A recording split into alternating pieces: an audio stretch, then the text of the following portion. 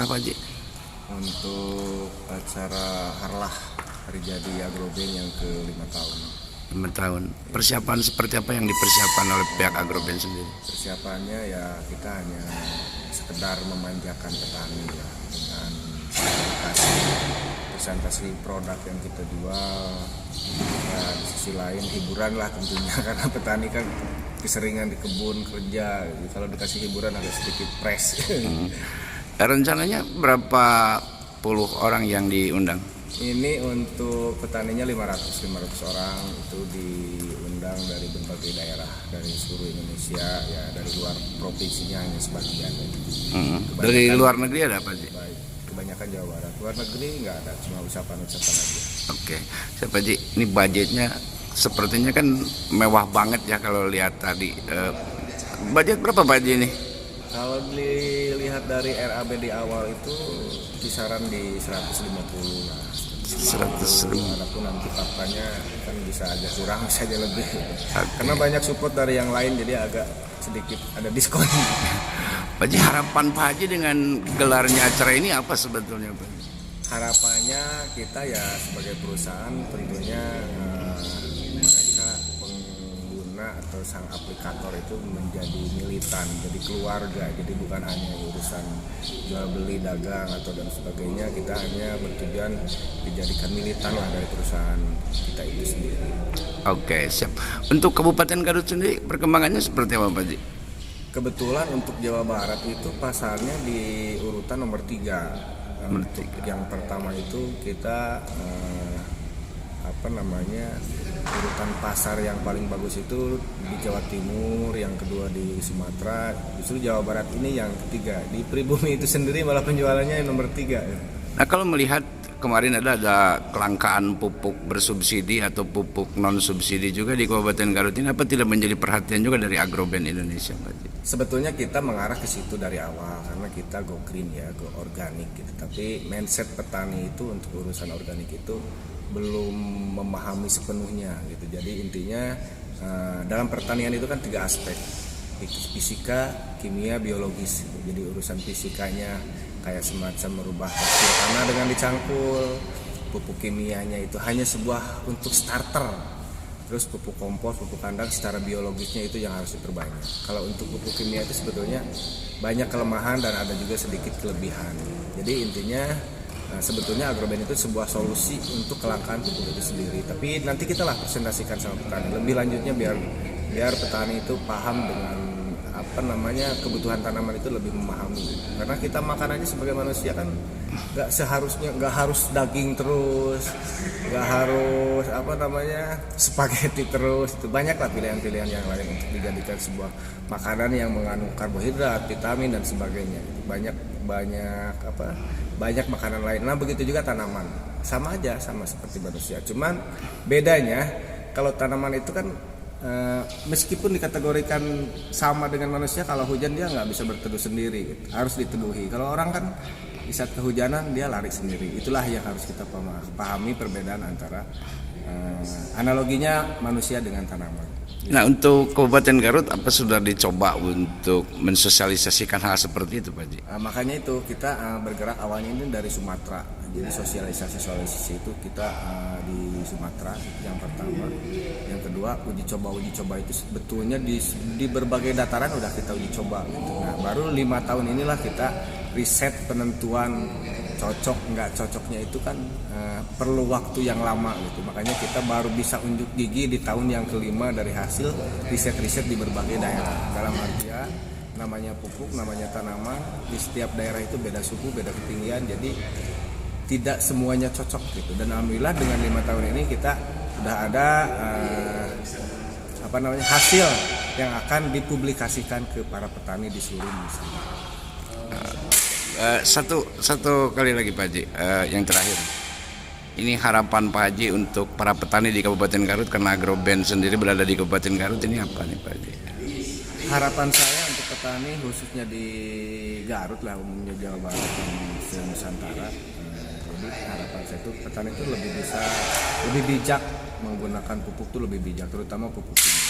Kalau pupuk-pupuk yang lain itu bisa dibeli dari perusahaan, bisa bikin sendiri, bisa mencari bahan-bahan sendiri. Itu petani itu sendiri. Harapan saya tuh harus lebih berkreasi, jangan terlalu mengandalkan produk-produk yang dijual sama perusahaan. Karena banyak alternatif yang bisa dilakukan sama petani itu sendiri. Karena bahan baku, bahan dasar pupuknya juga itu banyak di lingkungan kita yang bisa dipergunakan. Nah, ini Pak Haji ada 2 produk nih yang sudah ada di atas meja ini. Apa masing-masing ada kegunaannya seperti apa Pak Haji? Mohon diterangkan. Jadi, kenapa kita ciptakan 2 produk untuk satu fungsi? Dalam artian kembali tadi ke analogika manusia. Kita masih bayi makannya apa, udah dewasa makannya apa gitu. Jadi untuk tanaman itu ada 2 fase. Fase vegetatif dan fase generatif, pertumbuhan dan masa produksi. Jadi di saat pertumbuhan kita pakai yang ini dengan merek G14. Ini untuk pertumbuhan, kesuburan. Suburnya bukan subur abal-abal tapi subur beneran gitu. Nah, yang ininya ini untuk fase di produksi. Kalau bahasa petani bilangnya generatif. Jadi dia membutuhkan banyak energi untuk memproduksi buah, untuk memproduksi bunga, untuk memproduksi umbi. Jadi ini kandungannya 2 macam ini beda-beda sesuai nanti dengan kebutuhan di fase tanaman itu sendiri gitu. Yang pertama yang dibutuhkan yang mana Pak Haji? Yang pertama dibutuhkan yang ini karena ini untuk pertumbuhan. Jadi kalau misalkan pindah tanam biasa tanaman itu ada yang namanya stres akar. Meskipun di di polybag di saat pindah tanam ini bisa membantu dengan cepat memulihkan dari stres akar adventif, akan mempercepat pertumbuhan akar adventifnya gitu. Jadi lebih ke cepat untuk pertumbuhan gitu. Walaupun nanti di usia-usia tertentu ini akan memperbanyak tunas, melebarkan daun, mempertebal daun gitu. Ini khusus untuk yang ini. Nah, kalau sudah pertumbuhannya bagus, tanaman itu memerlukan sebuah energi, sebuah tenaga untuk dia mengeluarkan produksinya. Ini yang dipakai. Ini kandungannya beda-beda. Oke, siap. Jadi kedua-duanya ini sangat berkaitan erat ya Pak Haji? Sangat. Jadi intinya ya kita perlu dua-duanya ini karena ini sudah satu paket dalam artian ya itu tadi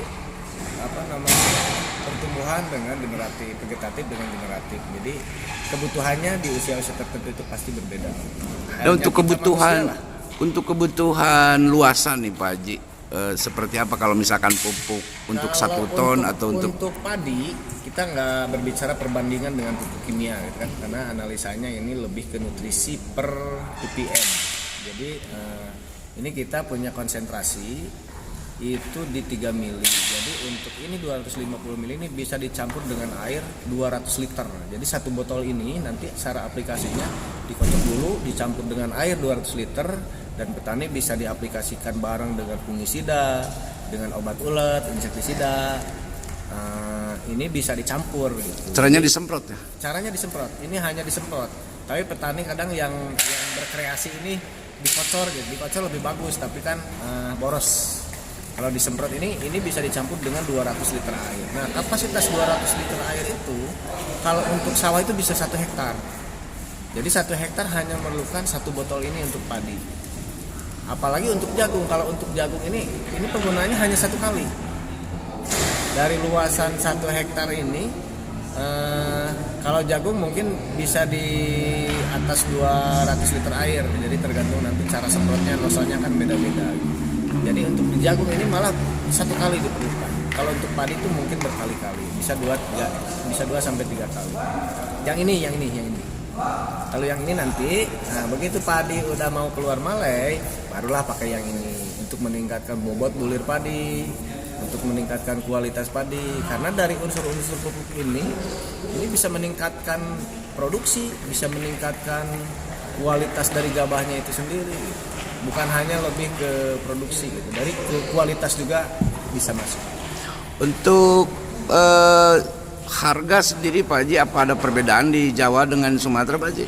Kita untuk urusan harga sama. Kita HET ini di angka 75.000 1 botol 250 ml untuk pencampuran dengan air 200 liter. Kapasitasnya untuk 1 hektar ini hanya 75.000. Oke lah, kita bisa bicara mahal satu botol, tapi kan ini bisa untuk memupuk 1 hektar padi dengan 75.000, dan aplikasinya juga nggak ribet, bisa disemprot saat petani padinya kena ulat, dicampur ini suburnya oke, ulatnya mati dengan obat ulat yang petani pakai. Jadi aplikasinya nggak ribet, lebih simpel. Berarti kalau dihitung per rasio itu kan lebih murah ya Pak Haji? Lebih murah kalau dihitung per rasio, itu lebih murah.